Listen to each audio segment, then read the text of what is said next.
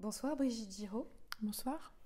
Dans Vivre vite, prix Goncourt 2022, vous écrivez « Je reviens sur la litanie des si qui m'a obsédée pendant toutes ces années et qui a fait de mon existence une réalité au conditionnel passé. Est-ce une reconquête du temps présent, une manière de et je m'interroge sur ce préfixe revivre, ou simplement de vivre à tous les temps ?»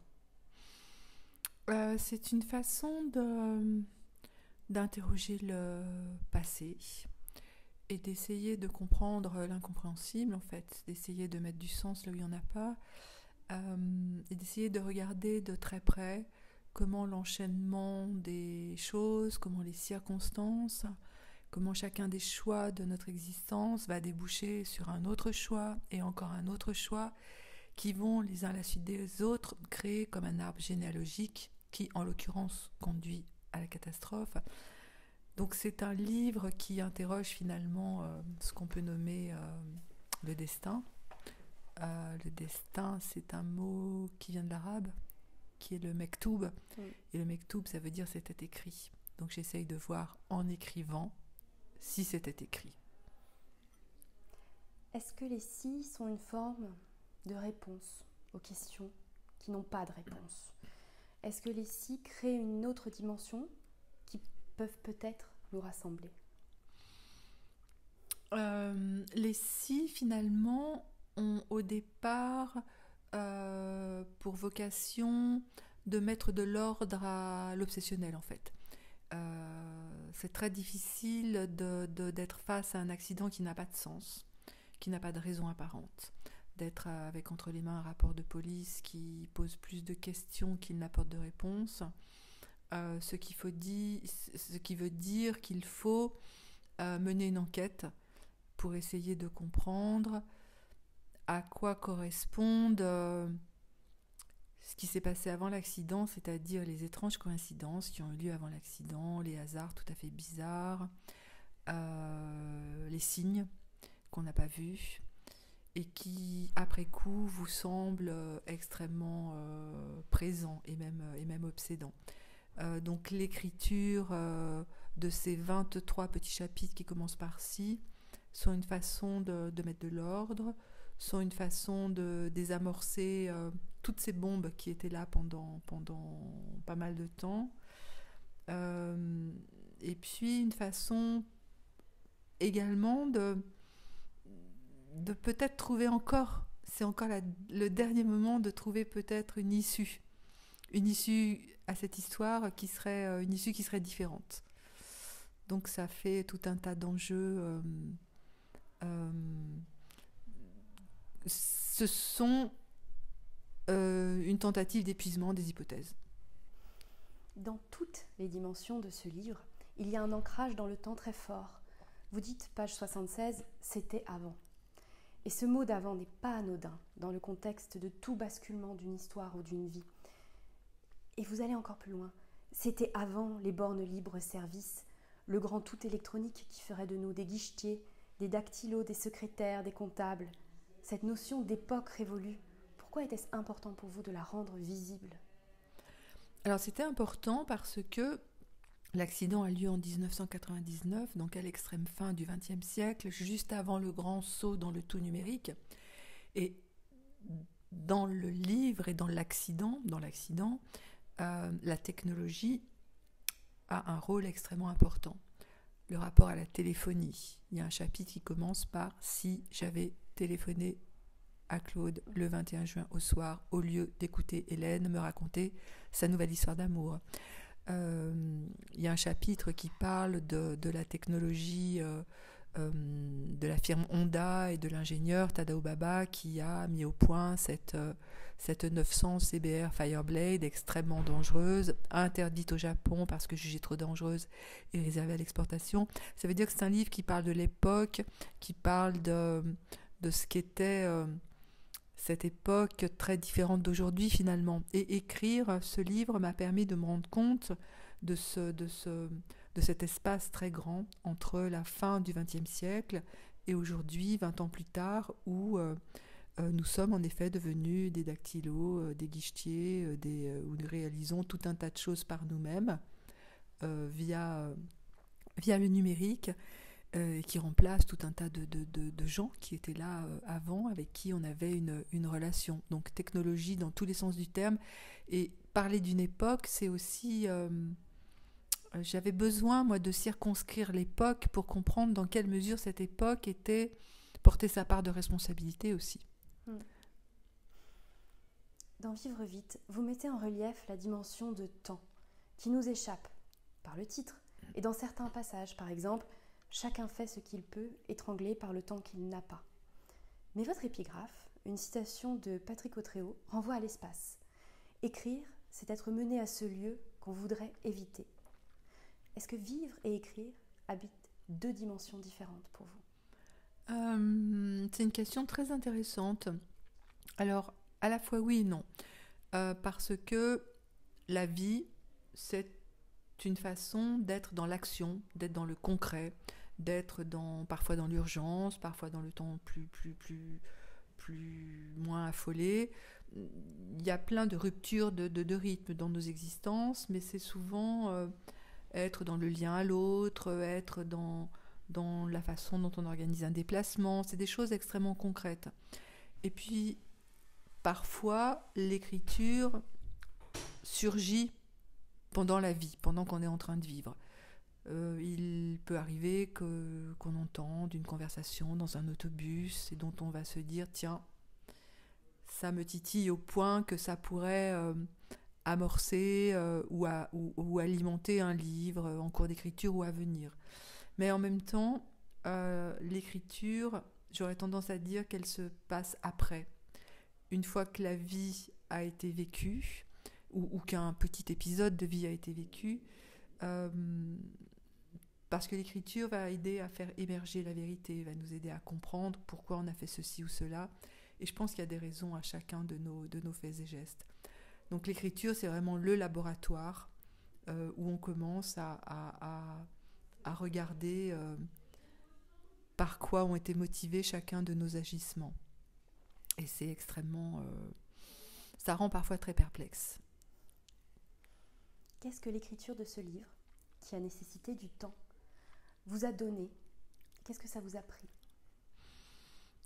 Ça m'a appris une chose très importante, c'est que nous sommes tous reliés.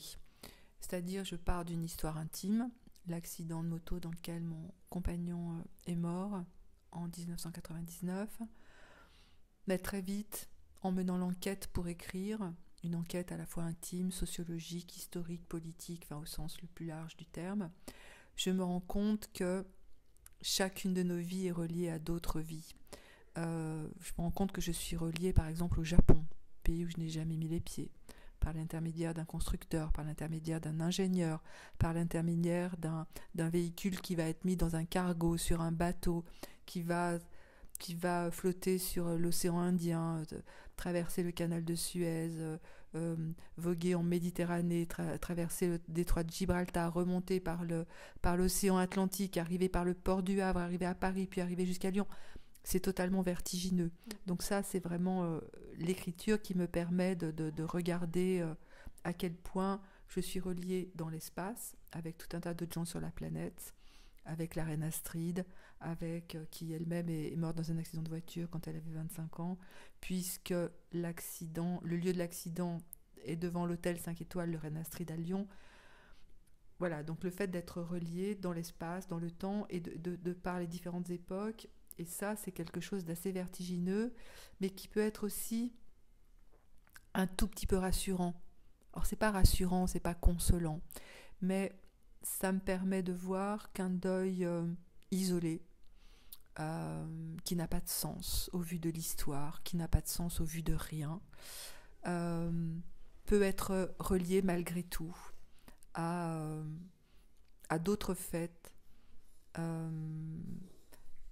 Et ça permet peut-être d'être un peu moins seul. Vous avez déclaré plusieurs fois que ce livre est une déclaration d'amour.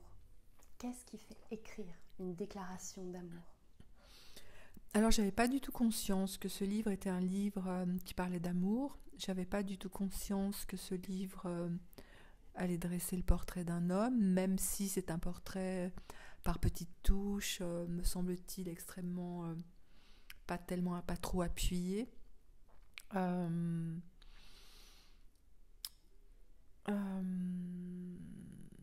De toute façon, ce qui fait écrire, j'ai l'impression que c'est presque toujours la même chose. Ça peut s'appeler l'amour avec l'amour de l'autre, l'amour des autres. C'est ce qui nous relie. Donc on revient toujours à la même question, le fait d'être relié. Donc en effet, c'est un livre d'amour.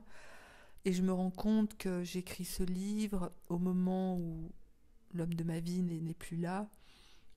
Et ce qui est très paradoxal et très étrange et même très dérangeant pour moi, c'est que c'est le moment où je le regarde le plus, en train de vivre, en train d'évoluer. Et c'est là que j'essaye de comprendre, que j'essaye d'aller très loin dans la compréhension de l'autre. Donc c'est très étrange. La musique est très présente dans votre ouvrage, au travers du métier de Claude, mais aussi de vos moments ensemble. Vous écrivez « On peut tout faire dire » à des paroles de chansons. Est-ce que la lecture, l'écoute, est un acte de création également ? La lecture, l'écoute de la musique la musique, d'un livre. Oui, d'un livre. Oui, parce que c'est aussi ce qui nous relie au monde, c'est aussi ce qui nous permet d'avoir un socle et de faire en sorte que chacun de nos faits et gestes trouve un sens en regard de ce qu'ont vécu et créé les autres avant nous.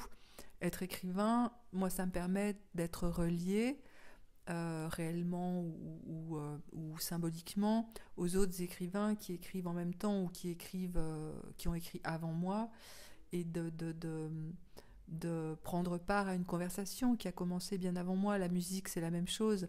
Et c'est vrai que ce livre fait la part belle à la musique parce que c'était la profession de Claude, parce que c'était aussi le sens qu'il donnait à sa vie, une présence très forte de musique au quotidien, de concerts, d'écoute, etc. Et la musique est complètement reliée à chacun des faits et gestes du quotidien. Donc tout cela est totalement imbriqué.